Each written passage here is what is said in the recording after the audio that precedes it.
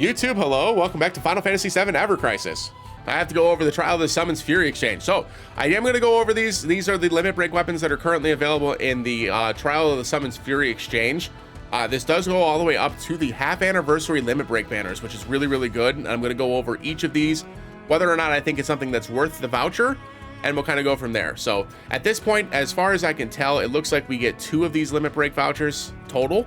So I'm going to assume going forward in the rest of this video that we are only getting 2 of these, and I will talk about each of the weapons as a result, just kind of, in general, that, whether or not I think that that's worth your voucher or not. So just going to go in order here.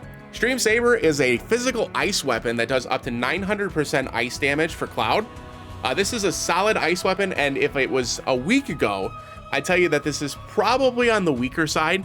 Just because it's not like at the level that we would expect. It doesn't have any other additional effects.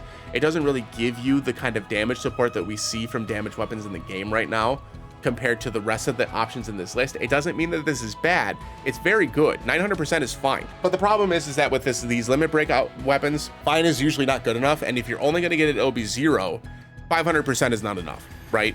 You will eventually probably pull this with the limit break medals, but that's going to take a long time to really have an option or have the ability to get this to a significant overboost. And at OB0, this just doesn't have the power that you're looking for Cloud. Now, with his fusion sword available, that does change the conversation a little bit because that increases this thing's damage by quite a bit, assuming that you got to a decent overboost level with the fusion blade. But even assuming that they're both OB0, if you've got a OB0 fusion blade and you're hitting an ice weak opponent, this now goes from 500% to having an additional 50% increase, which increases it all the way up to 750%, which is more than good enough for a 5-star weapon at no overboost, right? It's solid, definitely not the greatest weapon in the game. Cloud's even featured weapon, the Full Throttled, is better than this one in general, so I would probably just avoid this one in general, but it's a decent enough weapon. Stream Slasher. Stream Slasher is the same thing for Glenn, but with water damage. Glenn actually has a weapon called Slay the Day, which is an excellent offhand weapon to support this Stream Slasher build. It increases his water damage and also decreases the physical defense of the enemy while having very good R abilities to increase his physical attack and the rest of his water potency that he would like.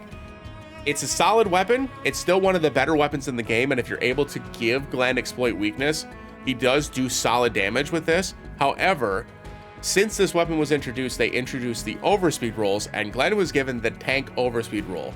That tank overspeed roll does not increase his DPS by very much, making this weapon not as good as other physical water weapons in the game. Even Sephiroth's Tempest can reach to levels that this one can't even really get to very well on its own, with some good support. So like water damage up, AoE, and some exploit weakness, right? So even Tempest does pretty solid damage. This can still reach really high damage ceilings. Don't hear what I'm not saying. It's still a very solid weapon, and Glenn can still do great things with it. I just don't think it's worth the weapon voucher that you get from this event. So solid weapon, just don't think it's worth the exchange.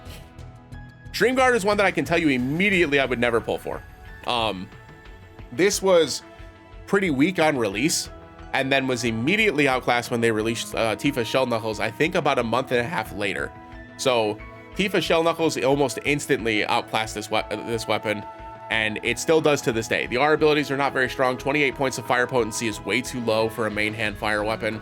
The fire damage itself is low for a limited weapon even. It does get up to over 1,000% if you get it to OB10, but like getting it to OB10 is going to take a lot of investment, and it's investment that you don't have with a character that does not have a ton of support to help increase his overall DPS outside of his exploit weakness weapon, which now we have abilities to increase our exploit weakness in an area of effect without having to wield that in our offhand. So for Stream Guard, I think I would probably avoid it. It's just not a really great option for Zack, unfortunately, and I would probably just move past that.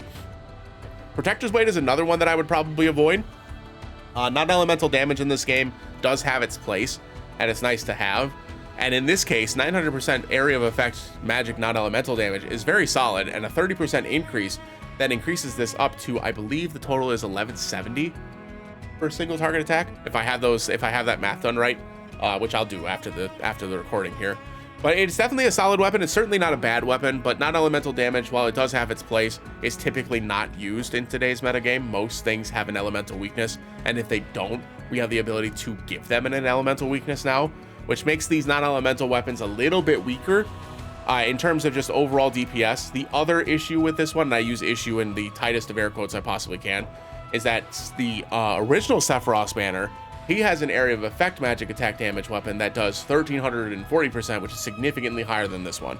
So there are other options in the game that can do more magic attack, more magic damage in general, that come with better supportive effects as well.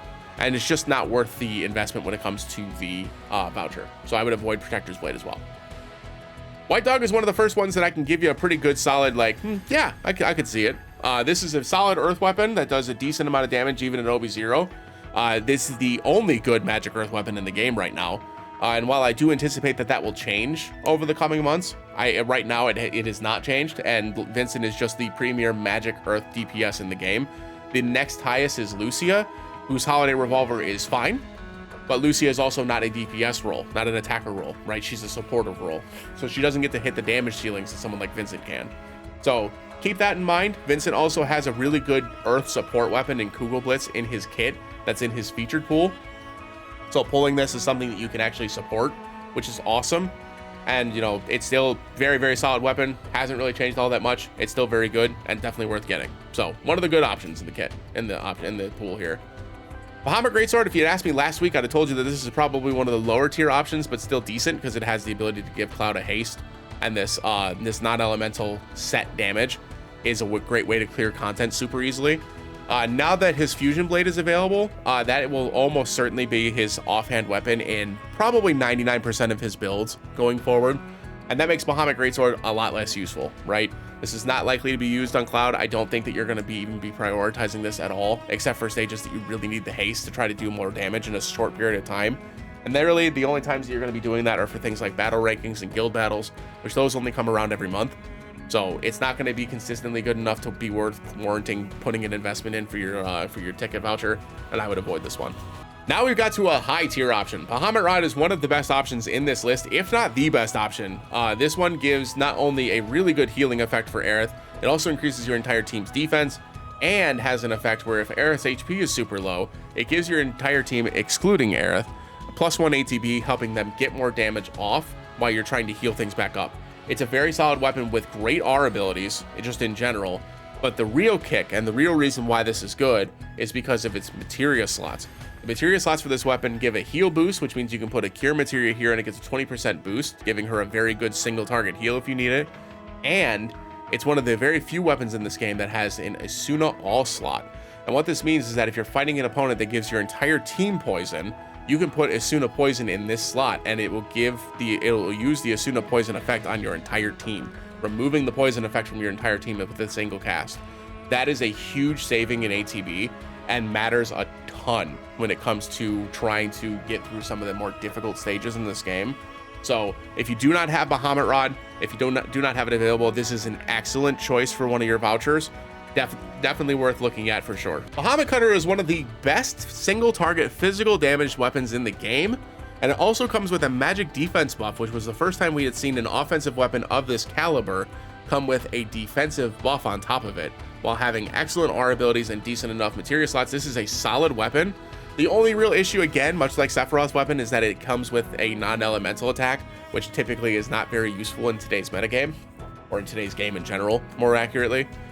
This isn't a bad weapon though. It's definitely solid. It's definitely very good. And even at OB0, this weapon does have its use because its magic defense is still at mid, even at OB0. So if you need an offensive damage weapon that gives your team a little bit more support, this is still a solid option even at OB0. I don't think it's in the upper echelon of choices that I would make. I think Bahamut Rod would definitely be well above this, but it's certainly not a bad option. Bahamut Fangs. This was our first instance of magic attack increase for our entire team. So this was a huge priority when it first released. Since then, not so much, right? There are featured weapons now that increase your magic attack for your entire team. There are a lot of different options that we've been getting over the last couple of months and likely will continue to receive that increase our team's magic attack. It's definitely not as useful as it was before. And Tifa even really doesn't really use this as much as she used to. So really, this is probably an easy one to avoid for Tifa. There's a better option for Tifa in this list that I think I would prioritize over this one.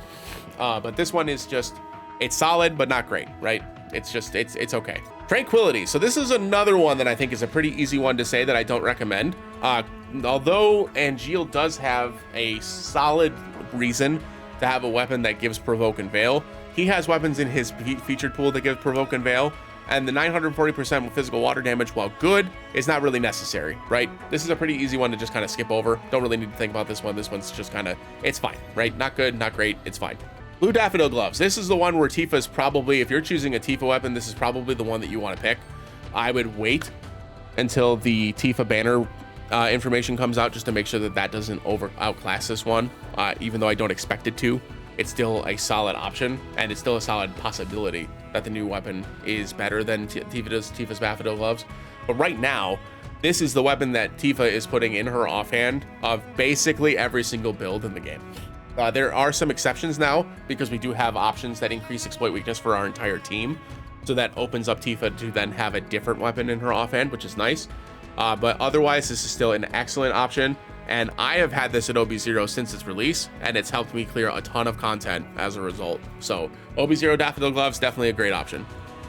Crimson Staff. This is another really good option. This is one that has a magic attack increase and a magic defense decrease, both at 2 tiers at OB0. So this one copy of this weapon gives you +2 to your magic attack and -2 to your enemy's magic defense with one single cast. This is an excellent weapon, and one that has not been outclassed and likely will not be outclassed for a very long time.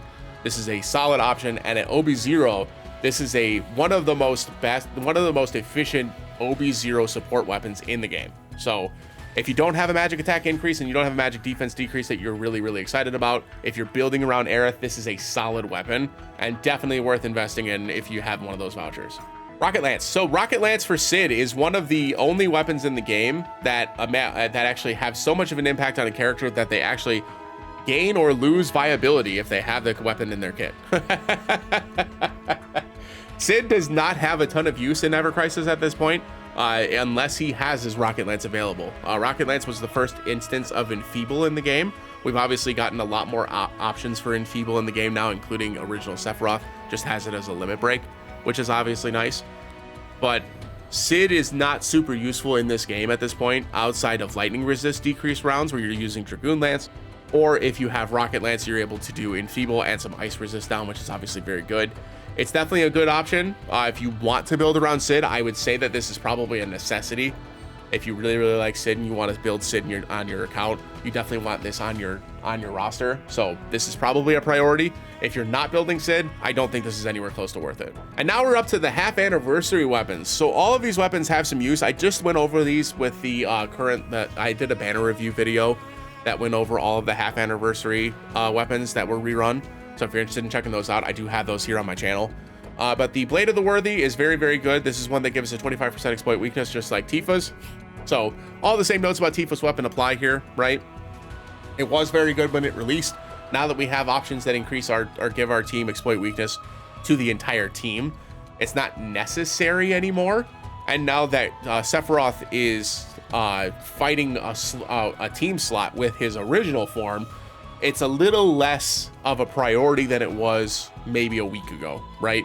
It doesn't mean it's bad. It's very good. And if you want to build around the young Sephiroth version of Sephiroth, it's definitely very useful, and it helps a lot in increasing his total DPS. But it's probably not as much of a priority as some of the other things we talked about in this list. It's very solid, but I think I'd probably avoid this one. Gun of the Worthy is Vincent's ice damage weapon. This is the first instance of increasing or giving an enemy a weakness. So this inflicts a weakness on the enemy, assuming that they are not already weak or resistant to ice. So what this does is it takes something like Bahamut, which has no weakness, and gives them an ice weakness for 60 seconds. That is insanely strong. There are only a couple of instances in the game that inflict this effect, and all of them are very good. So if you're looking to have some build for Vincent that increases his ability to deal damage on your team, this is a solid one to even have at OB0. And although this only works on the first use, most of the fights that you're going to be working this into, you can probably clear in 60 seconds in general. But even if you get this up to OB1, that goes up to another 10% up, and OB6 is where you see the big increase, where you get up to the 50% ice weakness increase and a 100-second duration, which is normally more than enough. That's over a minute and a half. That's more than enough time to clear most content in the game. But just make sure that you're very calculated about how you use it, unless you have it at a high overboost. Still a solid option. Tifa's Gauntlet of the Worthy. This is the best earth weapon in the game. It's one of the best weapons in the game in general, just because of how much utility it provides. Not only does it deal meta relevant physical earth damage, but it also increases your entire team's earth damage with earth damage up to your entire team. And the first time that you use it, she gets a +3 ATB boost, which essentially means she gets to double cast this right from the beginning of the battle, which then gives your entire team +3 earth potency up, which then maximizes your earth DPS within the first 5 to 6 seconds of the fight. Very, very strong. Definitely really good. Obviously, this is only at OB10. It's 1 ATB at OB0 to OB5. It doesn't go to it doesn't get to 3 ATB until that OB10 mark. So it's less useful at the OB0 mark, making it a bit more of a it's okay option, right? I think I would probably prefer Vincent's over this, just because Vincent's does a little bit more damage in general, and it's a little bit easier to build around with his kit, because it doesn't require a limited weapon in his offhand to really see that like damage ceiling that Tifa would need. Tifa really needs to have exploit weakness with this to really see that damage number go up, where Vincent is able to not only increase his earth DPS as well, but he can also decrease, while he's increasing that earth DPS, he's also decreasing the entire enemy team's magic defense with Kugel Blitz. Just food for thought. It's definitely a good weapon. It's a weapon that requires a lot of investment though, and it's probably not one that I would prioritize, but I definitely understand why you would if you wanted to. The last one is Greatsword of the Worthy. This is one that I was pretty down on the original release. And that has not changed, unfortunately. This weapon is just not very good. It is Angeal's only current way to increase your team's magic defense. And it is the first, and I believe only instance in the game that gives your entire team Veil outside of limit breaks. So it does have its use case. I do think that it's useful for those use cases. However, I've been able to work around most of those use cases, and I've not used Greatsword of the Worthy a single time since its release. So I don't think that this is even worth it. I think this is probably near the bottom of the list. It's above Stream Saber for Zach, but that's pretty much it. I don't think that there's much else in this game that I would choose this over.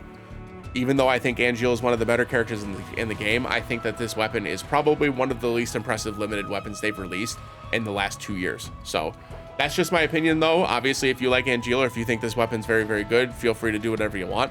As I said before, these vouchers are yours. So feel free to choose whichever one you want and use it however you'd like. If you had me at gunpoint today and you made me choose 2 options, and you could only choose 2 options with the 2 tickets that you're going to get, the easy option for me is just both Aerith weapons. So Bahamut Rod and Crimson Staff. I think that these weapons have the most benefit to your account at OB0.